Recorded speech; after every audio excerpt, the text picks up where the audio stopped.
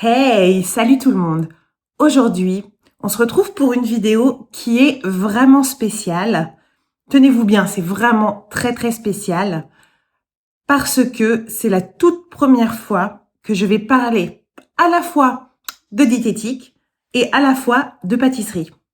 Donc d'ailleurs, je sais même pas dans quelle playlist je vais la ranger, probablement les deux.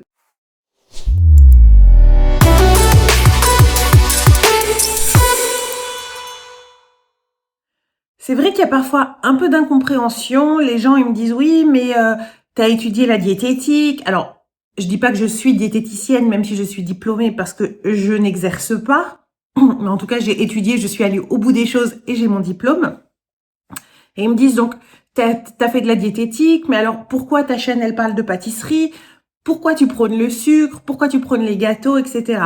Donc, avant de démarrer cette vidéo, je tiens à faire un big disclaimer. Donc, le message qu'il faut retenir de cette vidéo, c'est pas du tout ça. C'est pas manger des gâteaux, gavez-vous de sucre, etc. N'oublions pas qu'un excès de sucre peut avoir des effets vraiment pervers à moyen terme. On va penser au diabète, aux maladies cardiovasculaires, etc. Donc effectivement, il ne faut vraiment pas comprendre de travers le message de cette vidéo.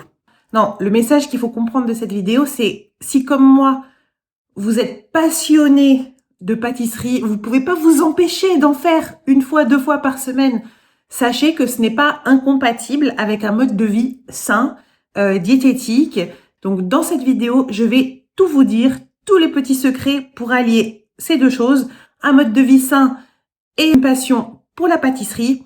Je vous invite à rester jusqu'au bout de la vidéo parce que j'ai des petites astuces qui vont arriver vers la fin. On se retrouve dans un instant. Alors, comme le titre de cette vidéo l'indique, comment allier pâtisserie sans prendre de poids? Alors déjà, la prise de poids, à quoi est-ce que c'est dû? Alors, je vais écarter les causes héréditaires et les causes découlant des maladies ou d'un traitement aux corticoïdes, etc. On va parler vraiment de la prise de poids généraliste qui concerne la plupart d'entre nous, moi y compris. La prise de poids, c'est très simple, il n'y a pas besoin de chercher midi à 14 heures. La plupart du temps, c'est dû à une balance énergétique excédentaire. Ça veut dire quoi?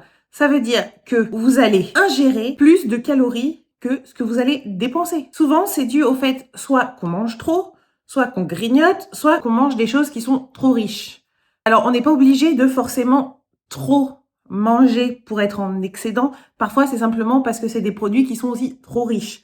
Si on met des sauces, plein de sauces un peu partout, dans sa viande, dans ses pâtes, du ketchup, des machins, même dans les salades, quand vous mettez plein de vinaigrette, là, etc. Ça peut être les grignotages, les bonbons, les produits industriels aussi, qui sont souvent riches, justement, en graisses saturées, en sucre, etc. Donc voilà, la prise de poids, en règle générale, encore une fois, vous enflammez pas. Je sais que ça peut venir de plein d'autres facteurs, mais là, on va rester sur les causes alimentaires. Donc, la prise de poids est due à un excès d'énergie par rapport à ce que vous allez dépenser. Dans cette vidéo, je vous ai promis que j'allais vous donner des petits conseils pour réussir à faire de la pâtisserie tous les jours sans prendre de poids, parce que c'est possible. Mon premier conseil, c'est, alors, il va être très logique ce conseil-là, c'est alléger le sucre dans vos préparations. Quand on fait de la pâtisserie, bien souvent, on peut réussir à réduire le sucre. Moi, par exemple, dans certaines recettes, j'arrive à réduire de quasiment 50% le sucre. Je vais vous mettre une recette qui va s'afficher là-haut.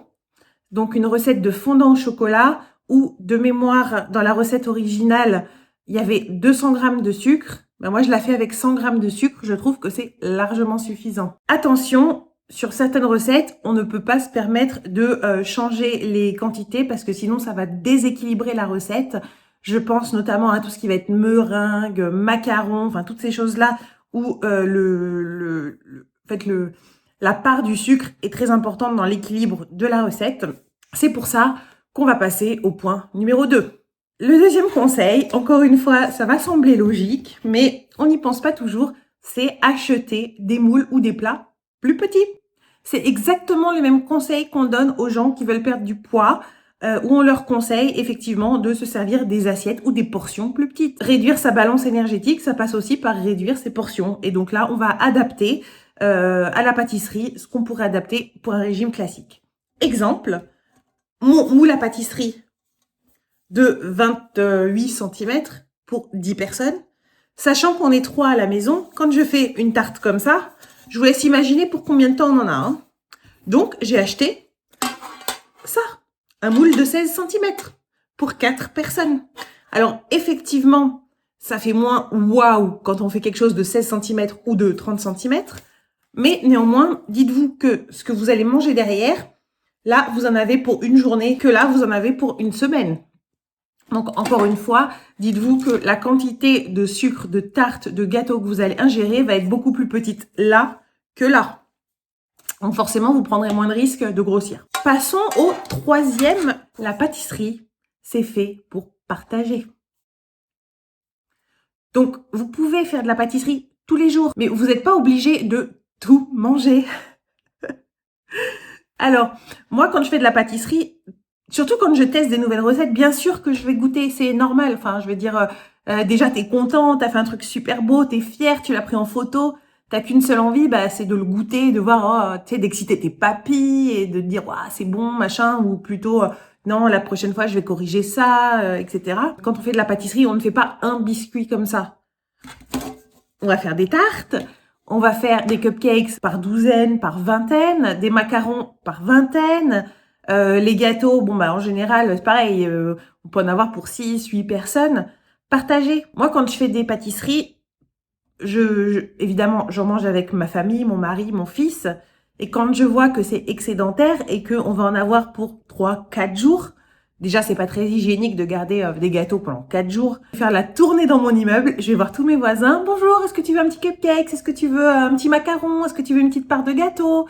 Et en plus de ça, c'est plutôt sympa parce qu'il y a des fois, on me dit, allez, vas-y, rentre, allez, on prend un petit goûter ensemble. J'en ramène aussi à mes collègues. Donc, j'arrive le matin au bureau. Bonjour, je vous ai ramené des petits gâteaux, des petits cookies, des petits machins. Donc, encore une fois, souvent, c'est apprécié. Ça permet de tisser des liens, etc.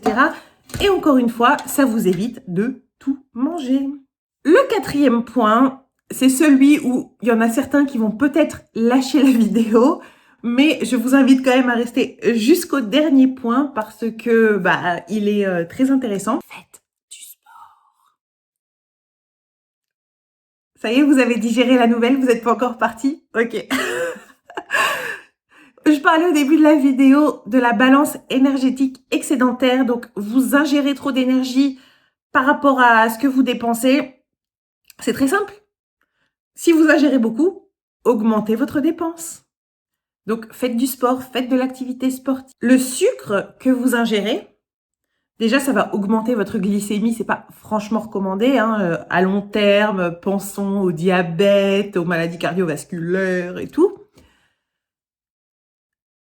Dans un premier temps, le sucre, donc le saccharose, hein, le sucre blanc quoi, en poudre que vous allez mettre dans vos pâtisseries, dans un premier temps, il va se transformer en glucose. Donc le glucose, c'est, si vous voulez, le carburant de l'organisme. C'est ce qui vous permet de fonctionner. Donc quand vous allez manger du sucre, une préparation sucrée ou n'importe quoi, ça va se transformer en glucose dans votre sang. Ça va alimenter vos cellules, vos muscles, votre cerveau, votre cœur, etc. Et en fait, tout ce qui va être excédentaire, donc tout ce qui ne va pas être utilisé, va être stocké.